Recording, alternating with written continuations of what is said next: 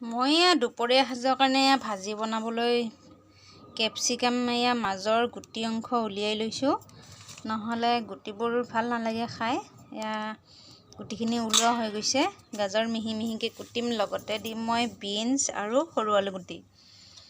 মই একেলগতে ভাজি বনাম।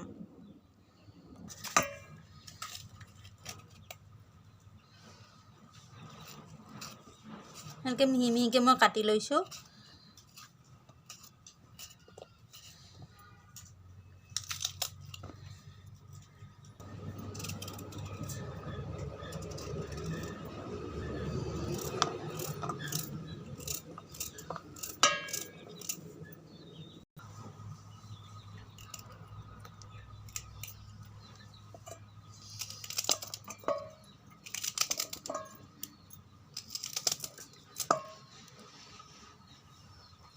কেপচিকাম, বিনছ আৰু গাজৰ কটা হৈ গ'ল। এতিয়া দিম মই আলু।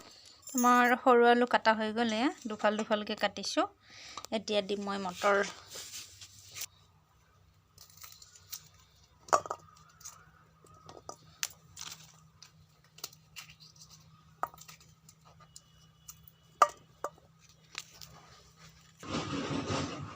এতিয়া আমাৰ দালি ৰেডি হৈ গ'ল। এতিয়া ভাজিখন বনাওঁ। আমাৰ ভাজি বনোৱা কমপ্লিট হৈ গ'ল।